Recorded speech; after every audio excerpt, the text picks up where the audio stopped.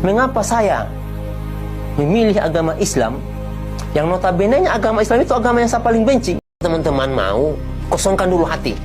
Hatinya kita ini kita kosongkan. Ateis artinya, supaya kita bisa menerima Islam. Jadi saya belajar Alkitab ini, saya temukan ayat. Jadi saya paparkan di sini. Ayat yang pertama, poin yang pertama di Yohanes 14 ayat 15 sampai 21. Kita buka ayatnya, ayat 15 dan 16. Ini kata Alkitab. Ini yang menjadi pedoman saya masuk Islam. Nanti akan beruntun tuh. Jikalau kamu mengasihi aku, kata Yesus, kamu akan menuruti segala perintahku. Ini kata Yesus ini. Jika kamu mengasihi Yesus, makanya saya ingin mengasihi Yesus. Saya ingin sayang kepada Yesus. Makanya kata Yesus kepada umatnya, jika kamu mengasihi aku, kamu akan menuruti segala perintahku. Aku akan minta kepada Bapa, dan ia akan memberikan kepadamu seorang penolong yang lain, penolong yang lain, orang loh ini, orang yang Yesus maksud, supaya ia menyertai kamu selama-lamanya. Jadi kata Yesus, jika kamu mengasihi aku, kamu akan menuruti segala perintahku, dan aku akan meminta kepada Bapa, dan ia akan memberikan kepadamu seorang penolong yang lain supaya ia menyertai kamu selama-lamanya. Ini dalil yang pertama, seorang penolong. Oke, kita lihat siapa penolong itu. Nah, ini yang harus kita pahami dulu. Siapa penolong yang akan menolong kita selama-lamanya? Kita lihat pada kutipan ayat yang lain. Nah, ketika saya melihat, oh, penolong ini, nah, yang menubuatkan tentang kedatangan Yesus, ini yang perlu teman-teman ketahui ya. Kedatangan Nabi terakhir ini ada dua orang yang nubuatkan tentang kedatangan Yesus dan Nabi Muhammad adalah Nabi Yesaya. Nah, kita buka kitab Yesaya. Saya cari itu di kitab Yesaya. Ternyata ada ucapan ilahi di tanah Arabia. Nah, ternyata Allah itu menurunkan firman-Nya di tanah Arab. Itu yang kedua. Setelah kita dapatkan orangnya, saya bilang, orang mana? Orang Arab. Nah, spesifikasinya lagi, orang Arab itu seperti apa? Dijelaskan tuh dalam Alkitab juga. Yesaya 29 ayat 12. Ini kata Alkitab. Dan apabila kitab ini diberikan kepada orang yang tidak dapat membaca dengan mengatakan, baik, bacalah ini, maka ia akan menjawab, aku tidak dapat membaca. Artinya, orang yang tidak dapat membaca itu adalah orang buta huruf.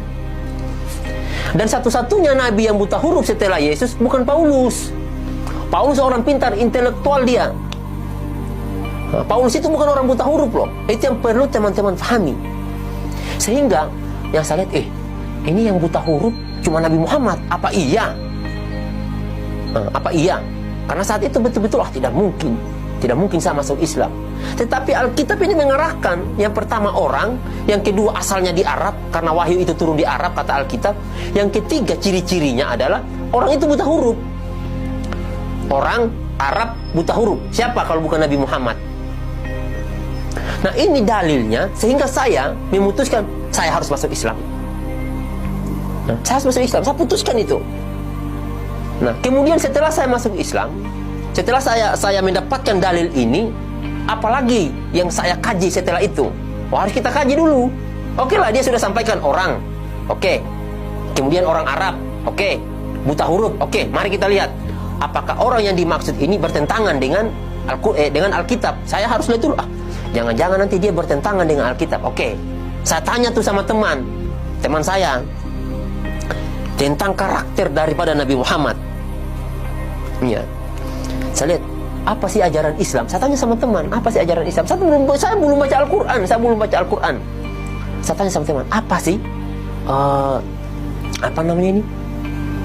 ajaran yang dibawakan oleh Nabi Muhammad? Dijelaskan sama orang Islam. Wah, Masya Allah. Ternyata Nabi Muhammad tidak satupun menantang apa yang dibawa oleh Yesus.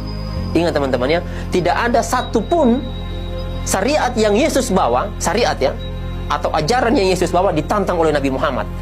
Justru Nabi Muhammad di dalam Al-Qur'annya itu, nanti akan saya jelaskan juga.